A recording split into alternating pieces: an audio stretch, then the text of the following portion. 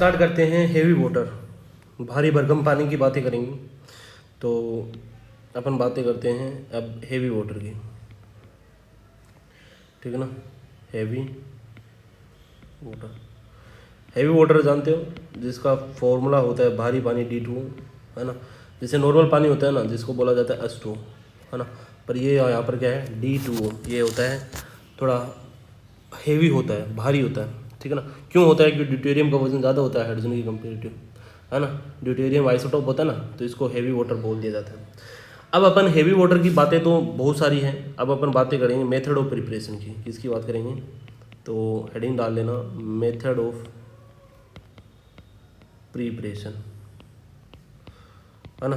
तो method of preparation की जब बात स्टार्ट करते हैं तो इसमें घुसे उससे पहले ये जान लेना जरूरी होता है कि नॉर्मल कंडीशन में, जो नॉर्मल कंडीशन के अंदर बात करें अपन, तो नॉर्मल कंडीशन के अंदर जो अपने क्या नाम लेते हैं, जो मॉलिक्यूल्स होते हैं किसके, जैसे कि वाटर के मॉलिक्यूल्स, है ना। वाटर के मॉलिक्यूल के अंदर ही D2O होता है। नॉर्मल सोर्स के अंदर पानी जहाँ से अपन लेके आते हैं, कोई भी सोर्स होता है पानी का, उस पानी के सोर्स के अंदर ही वास्तव में D2O होता है। मतलब उससे ही अपन निकाल सकते हैं ड्यूटेरियम। ड्यूटेरियम का मतलब D2O मतलब हेवी वाटर निकाल सकते हैं। अब समझना इसको अच्छे से, मैं एक बार डायग्राम बना देता हूँ। ये कंटेनर है, ठीक है। इस कंटेनर के अंदर क्या है, पानी तुमने भर रखा है। यहाँ तक तुमने क्या कर रखा है, पानी तुमने यहाँ तक भर रखा है इसके अंदर, ठीक है। अब यहाँ तक तुमने मान के चलो, ये पानी तुमने यहाँ से भर रहा है इसका, ठीक है। अब तुमने जब पानी इसके अंदर भर रखा है, तो पानी के अंदर नॉर्मली क्या होता है, पानी का फॉर्मूला H2O, वाटर, है ना। इस H2O के साथ साथ वाटर के अंदर D2O भी होता है। क्या होता है? D2O भी होता है। भाई नेचर के अंदर जो पानी है ना, वो केवल पानी नहीं है, उसके अंदर क्या होता है, हेवी वाटर भी होता है, ठीक है ना। अब नॉर्मल पानी में क्या होता है, जो अपने अर्थ पे मिलने वाला जो 78% या 71% जितना भी है मैक्सिमम पानी है ना, उस पानी में से ऐसा नहीं है कि केवल H2O के फॉर्म में ही है। वो किसके फॉर्म में है? H2O के फॉर्म में, वो जरूरी नहीं है। उसमें ही क्या होता है, उसी के अंदर डिजोल्व रहता है D2O फॉर्म। समझ रहे हो क्या बोल रहा हूँ मैं? कि जो तुम पानी पीते हो सकता है उसमें तुम वाटर का हेवी आइसोटोप भी पी रहे होते हो। मतलब क्या हुआ, हेवी वाटर भी उसी के अंदर डिजोल्व रहता है। समझने बात क्या? तो अगर बात करूं मैं कि वास्तव में D2O का सोर्स कौन है, तो D2O का सोर्स होता है वाटर। समझ रहे मैं बात को?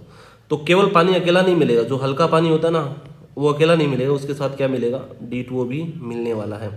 अब मेरे को क्या काम करना है कि अब मेरे को, अगर तुम्हें D2O चाहिए, प्योर D2O चाहिए, तो प्योर D2O मतलब हेवी वाटर चाहिए, तो उसके लिए तुम्हें ये लाइट वाटर को हटाना पड़ेगा इधर से, है ना। नेचर में क्या होता है कि मान के चलो 100% पानी है, क्या है, 100% तुमने वाटर कलेक्ट कर रखा है, 100% वाटर कलेक्ट कर रखा है। इस 100% के अंदर सारा H2O नहीं होगा, इसके साथ साथ क्या होगा, D2O भी होने वाला है। ये दिमाग में बिठा लो अपने, ठीक है। ये कुछ लिखना नहीं है तुमको इसमें से कुछ लिखना नहीं है। तो मेथड ऑफ प्रिपरेशन देखें उससे पहले ये चीज़ तुम्हें अच्छे से आनी चाहिए कि वास्तव में मेथड ऑफ प्रिपरेशन में जाएं उससे पहले ये पता होना चाहिए कि वास्तव में जो तुम वाटर तुम्हारे आसपास है, उस वाटर के अंदर केवल H2O का केमिकल कंपोजिशन नहीं होता, उसके अंदर D2O भी होता है। अब तुम्हारे पास एक बेहतरीन काम ये है कि D2O अगर तुम्हें बनाना है तो तुम क्या करो, पानी लो इन्वायरमेंट से पानी लो, उस पानी में से H2O को हटा दो। जब तुम H2O को हटाने के लिए हटा पाओगे, देन बची हुई कंपोजिशन क्या रहेगी, D2O रहेगी। अगर तुम्हें प्योर D2O चाहिए, मतलब हेवी वाटर चाहिए, तो तुम्हें क्या करना पड़ेगा, H2O को यहाँ से हटाना पड़ेगा। H2O को हटाने के लिए देखते हैं इलेक्ट्रोलाइसिस कराना पड़ेगा, है ना। तो अपन को देखो, इन नॉर्मल कंडीशन में क्या होता है, दोनों चीज लिख देता हूं मैं। In normal condition of water both are present. Both are मतलब कौन सा, H2O और D2O दोनों प्रेजेंट रहते हैं, बोथ आर प्रेजेंट, ठीक है। ज़्यादा कौन मिलेगा, तो बात करें वाटर जो तुम कलेक्ट करके लेके आते हो उसमें कौन ज़्यादा मिलेगा, H2O ज़्यादा मिलता है, खत्म बात। जब इसके अंदर H2O ज़्यादा मिलेगा तो D2O को तुम्हें अलग करना पड़ेगा। चलो अलग करते हैं, कैसे करेंगे सुनते चलना। अगर अपन करना पड़ेगा इलेक्ट्रोलाइसिस, अब अपन नेक्स्ट मेथड क्या करने वाले हैं, इलेक्ट्रोलाइसिस। तो कैसे होगा ये पूरा लिख लो पहले इतना सा, बाद में इलेक्ट्रोलाइसिस करते हैं। देखना होगा कैसे इलेक्ट्रोलाइसिस, अच्छे से समझना। देखो ये मैंने चैम्बर बना रहा हूँ इलेक्ट्रोलाइसिस के लिए, ठीक है, इलेक्ट्रोलाइसिस के लिए चैम्बर बनाए जा रहे हैं अपन, ठीक है। और इलेक्ट्रोलाइसिस के लिए जब चैम्बर बना ही रहे हैं तो उसके अंदर, एक मिनट, थोड़ा सा फास्ट कर लेना वीडियो को ना, थोड़ा मैंने बनाया तो था पहले भी, पर ये क्या हुआ कि ख़राब हो गया था थोड़ा, ठीक है, थोड़ा जल्दी बना देता हूँ।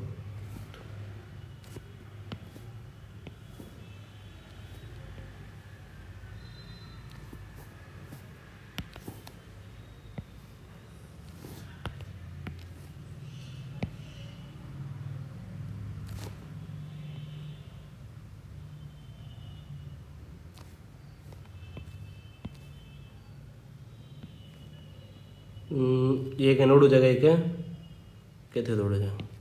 एनोड पे ऑक्सीडेशन होता है, ये सबको पता है, ठीक है ना। अब ये हो गया पूरी एनोड और कैथोड की कहानी, और ये हो गया, ठीक है। अब यहाँ पर थोड़ी सी समझने वाली बात सुनो अच्छे से, कि ये तो होगा पॉजिटिव टर्मिनल और ये रहेगा नेगेटिव टर्मिनल। पॉजिटिव पे रहेगा प्लस चार्ज और नेगेटिव पे रहेगा माइनस चार्ज, ठीक है। अगर तुमने क्या किया, आसपास से कोई सोर्स से तुमने क्या कर लिया, कोई सोर्स है वाटर का, है ना, उस सोर्स से तुमने क्या किया, वाटर लेके आ गए। अब उस वाटर के अंदर ज़्यादातर कंटेंट किसका होगा, वाटर, मतलब H2O होगा, और कुछ अमाउंट में क्या रहेगा, D2। अगर तुम्हें इसको बाहर निकाल दो कैसे तैसे करके, तो तुम्हारे पास बची हुई अमाउंट D2O की रहेगी, तो D2O तुम्हें मिल सकता है, तो ये D2O बनाने का मेथड हो जाएगा। तो तुम्हें क्या करना पड़ेगा, इलेक्ट्रोलाइसिस करना पड़ेगा। तो तुमने क्या किया, ये वाटर जो सोर्स से लेके आए वो उसको इसके अंदर डाल दिया, है ना, और यहाँ से एक की को ऑन कर दिया।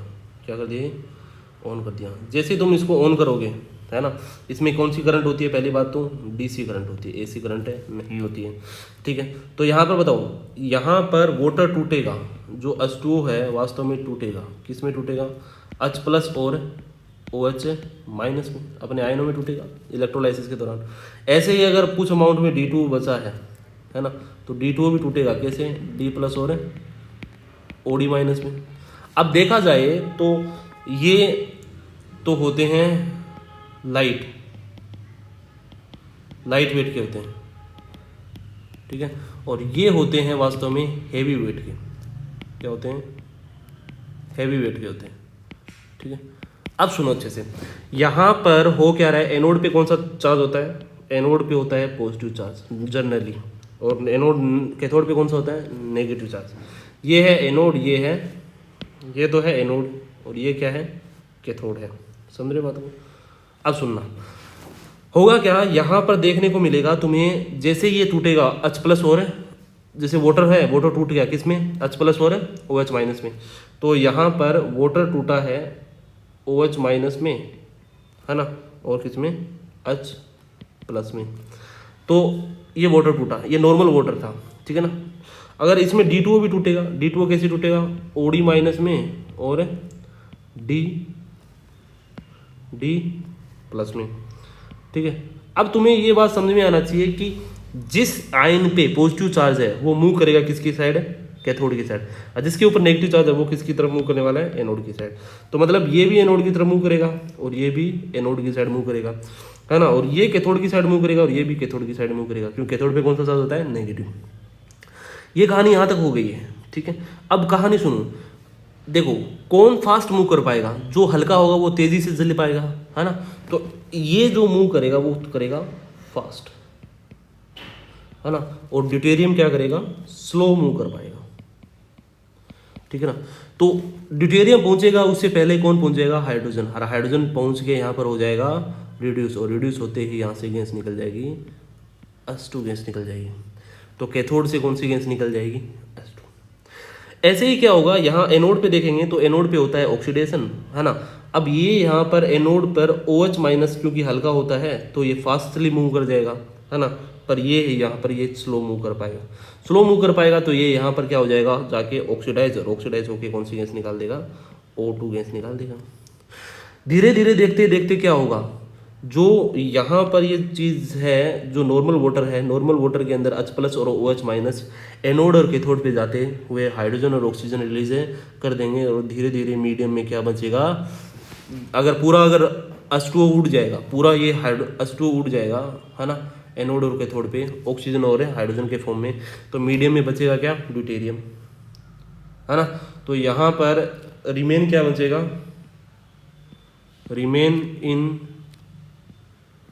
मीडियम इज इक्वल टू रहेगा ड्यूटेरियम।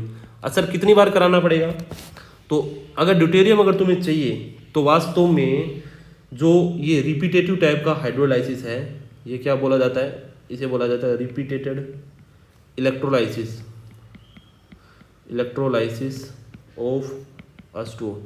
ये कम से कम तुम्हें कराना पड़ेगा 6 टाइम।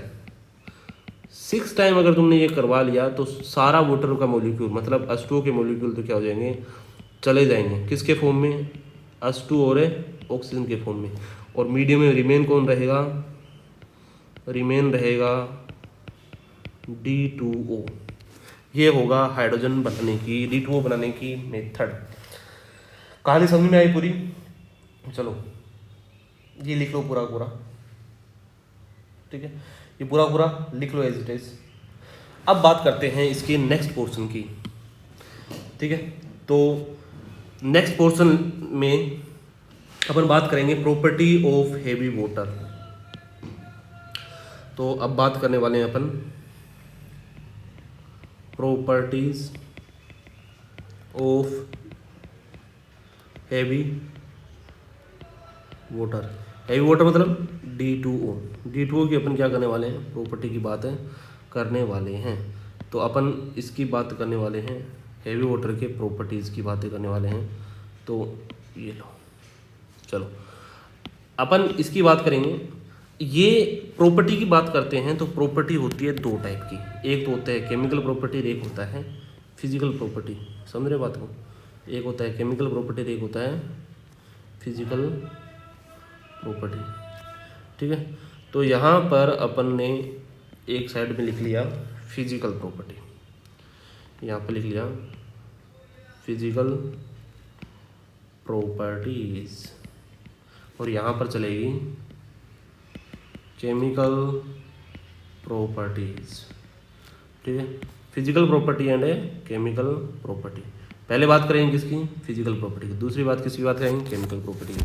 फिजिकल प्रॉपर्टी में क्या देखते हैं अपन, बॉइलिंग पॉइंट, मेल्टिंग पॉइंट, ये फिजिकल कांस्टेंट होते हैं, उनकी बातें करते हैं। तो यहाँ पर महत्वपूर्ण बात है, पहली बात, ये कलरलेस होता है। क्या होता है ये, कलरलेस होता है ना। वाटर D2O के अंदर, D2O का कोई कलर नहीं होता, है ना, कोई सुगंध नहीं होती इसके अंदर, ऑर्डरलेस होता है। क्या होता है, ऑर्डरलेस होता है। दूसरी बात है ना, और टेस्टलेस भी होता है, इसमें कोई टेस्ट नहीं आएगा, अलग से कोई टेस्ट नहीं आएगा। जैसे वाटर, जैसे प्रॉपर्टी फिजिकल प्रॉपर्टी क्या, जैसे अपना पानी होता है ना, नॉर्मल पानी, अच्छा उसी के अंदर D2O होगा। एक बात बताऊँ, अगर उसका कलर अलग से होता, D2O का अगर अलग कलर होता, कि नॉर्मल वाटर होता है उसके लिए क्या कहते हैं, वो कलरलेस होता है, वो ऑर्डरलेस होता है, वो टेस्टलेस होता है ना। किसकी बात कर रहा हूँ मैं, H2O की, है ना। H2O क्या होता है, ये तीनों प्रॉपर्टी रखता है। क्या होता है, कलरलेस होता है, ये भी क्या होता है, कलरलेस होता है, ऑर्डरलेस होता है, ठीक है ना, ऑर्डरलेस होता है और टेस्टलेस होता है। जब ये सारी चीज़ें इसके अंदर है तो यहाँ पर भी तो रहेगी, यहाँ पर भी तो रहने वाली है, समझे कहानी बात। तो ये चीज़ देखो, अगर मैं कहूँ कि वाटर और D2 दोनों साथ में रहते हैं तो साथ में रहेंगे तो दोनों की सेम प्रॉपर्टी रहने वाली है। तो कलरलेस ये रहेगा, ऑर्डरलेस और टेस्टलेस रहने वाला है, ठीक है ना। और ये भी वाटर की तरह मोबाइल होता है, मतलब ये मूव कर सकता है, ये लिक्विड की तरह बह सकता है, मोबाइल लिक्विड होता है। ये क्या होता है, मोबाइल लिक्विड होता है, ठीक है। ये आगे इसकी फिजिकल प्रॉपर्टीज़ की बात करें। अब स्टार मार्क लिखते हुए एक पॉइंट लिख लेना, क्या है सर स्टार मार्क, तो लिखना ऑल फिजिकल कांस्टेंट, जैसे कि मेल्टिंग पॉइंट हो गया, बॉइलिंग पॉइंट हो गया, बहुत सारे और भी फिजिकल कांस्टेंट होते हैं, वो D2O के ज़्यादा होते हैं किसके कंपेरेटिव, H2O के, है ना। ये बात दिमाग में बिठा लेना, स्टार मार्क लिखते हैं। Physical constant, all physical constant जैसे मेल्टिंग पॉइंट, बॉइलिंग पॉइंट, वो किसके ज़्यादा होते हैं, D2O के ज़्यादा होते हैं, H2O के कंपेरेटिव। पर अगर बात करें किसकी, डाई इलेक्ट्रिक कांस्टेंट की, किसकी, dielectric constant, dielectric constant की बात करें तो उसका जो ऑर्डर रहने वाला है वो रहने वाला है H2O का ज़्यादा होता है D2O से। ये पूछेगा एग्जामिनर, ये पूछने वाला है एग्जामिनर, बस इतनी बात दिमाग में बिठा लो अपने। चलो आगे बात करते हैं केमिकल प्रॉपर्टी की। केमिकल प्रॉपर्टी जैसी, अब तुम्हें जो नॉर्मल वाटर होता है ना, जैसे H2O जो रिएक्शन देता है ना, वही रिएक्शन सेम देने वाला है कौन, D2O। ये बात दिमाग में रखना। हाँ, D2O की रिएक्शन थोड़ी स्लो रहेगी। क्यों रहेगी स्लो, क्योंकि जहाँ पर OD बॉन्ड होता है ना, वो क्या होता है, स्लो ब्रेक डाउन होता है, स्लो ब्रेक डाउन होता है, ठीक है। तो ये जब स्लो ब्रेक डाउन होगा तो ये रेट ऑफ रिएक्शन स्लो हो जाएगी। बस क्या डिफरेंस है बताऊँ क्या तुमको, वाटर जो रिएक्शन देता है ना, पानी, नॉर्मल पानी, H2O जो रिएक्शन देता है वही क्या कौन देगा, D2O भी देगा, ठीक है। पर रेट ऑफ रिएक्शन में डिफरेंस रहने वाला है। तो ये लाइन लिख लो स्टार मार्क लिखते हुए। हाँ, chemically similar to ordinary water, ordinary water मतलब H2O, D2O reacts more slowly than H2O in chemical reaction। तुम्हें पता है क्योंकि OD बॉन्ड ज़्यादा स्ट्रॉन्ग होता है, उसकी बॉन्ड लेंथ कम होती है। ये शुरुआत में ही बातें कर ली थी अपने, है ना, क्योंकि इसकी बॉन्ड लेंथ बताया ना स्प्रिंग वाले कॉन्सेप्ट से, तो वही है। All chemical properties are same but reaction are slow। बस ये हो गया तुम्हारा इसकी फिजिकल प्रॉपर्टीज़ की बात कर ली। अब बात करते हैं इसका यूज़, D2O का यूज़, ठीक है ना। तो अब बात करने वाले हैं इसके यूज़ की। तो अब हेडिंग डाल लेना, छोटी सी है, ज़्यादा बड़ी नहीं है। Uses of D2O। एक यूज है ज़्यादातर, तो जैसे पीते हैं तो पीने में इसका पता भी नहीं चलता, अपन D2O भी पी लेते हैं कई बार, है ना, पी लेते हैं क्योंकि वाटर के साथ ही रहता है, ये वाटर के सोर्स में ही रहता है। तो यहाँ पर इसका यूज किया जाता है, बेहतरीन यूज देखते हैं जो तुम्हें माधवन सर भी बता देंगे, है ना।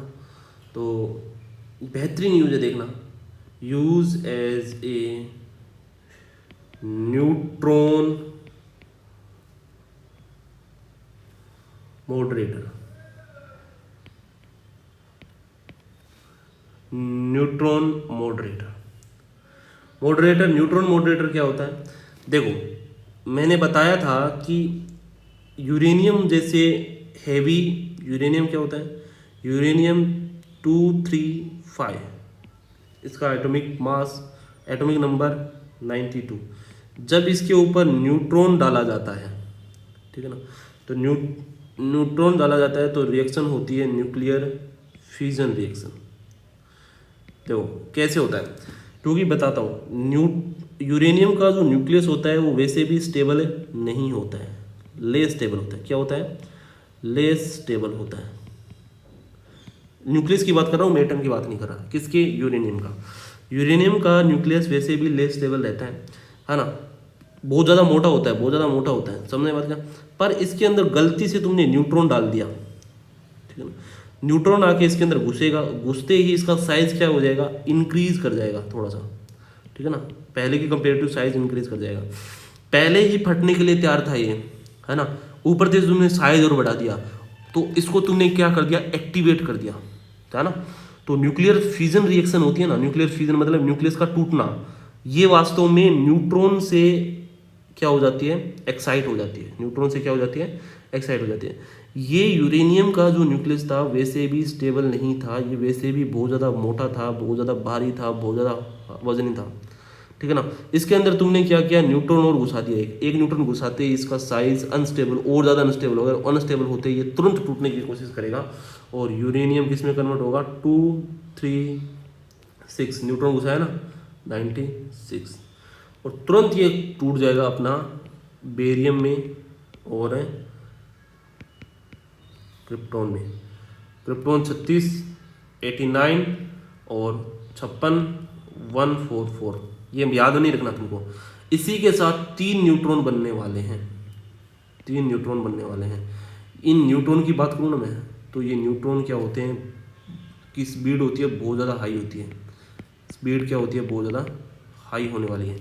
तो अगर हाई स्पीड होगी तो यही न्यूट्रॉन पता है तुमको क्या करने वाले हैं, दूसरे यूरेनियम पे अटैक करेंगे। दूसरे यूरेनियम पे पहले एक न्यूट्रॉन था, वो एक यूरेनियम को लपेटे में ले रहा था, ये न्यूक्लियर फ्यूजन रिएक्शन हुई। न्यूक्लियर फ्यूजन से क्या हुआ, कितने न्यूट्रॉन बने, 3 न्यूट्रॉन बने। अब 3 न्यूट्रॉन 3 अलग अलग यूरेनियम एटम पे काम करेंगे, है ना।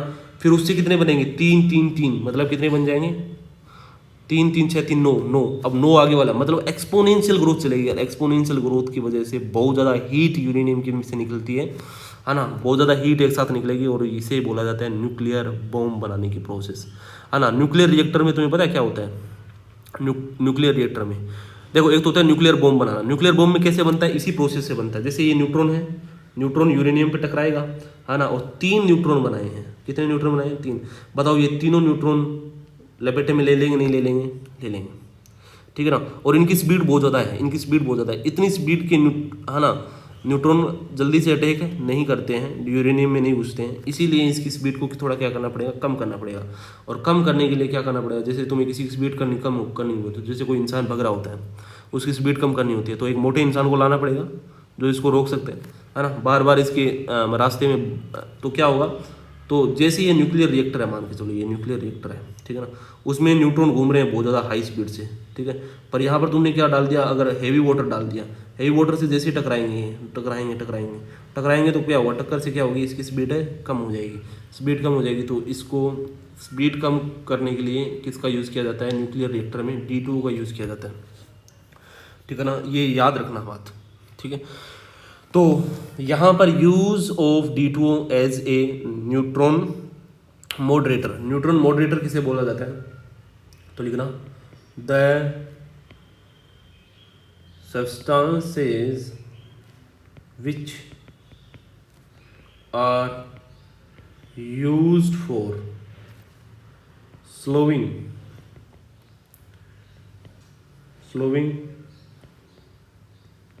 down the speed of neutrons. हो गई कहानी खत्म। तो वो सब्सटेंस जो न्यूट्रॉन की स्पीड को न्यूक्लियर रिएक्टर के अंदर कम करते हैं, उसे न्यूट्रॉन मॉडरेटर बोला जाता है। और न्यूट्रॉन मॉडरेटर की तरह यूज़ किया जाता है D2O को। नीचे वाली रिएक्शन में तुम्हें बता दी, बाकी सर बता देंगे अच्छे से तुमको, तो इतना ध्यान देने की ज़रूरत नहीं है। जब मॉडर्न फिजिक्स पढ़ोगे ना, तब उसमें आएगी न्यूक्लियर रिएक्शन, तो उसमें और अच्छे से डिटेल में पढ़ोगे, ठीक है। अभी के लिए बस इतना सा रखते हैं, आगे बात करेंगे H2O2 की, हाइड्रोजन प्रोक्साइड की, ठीक है।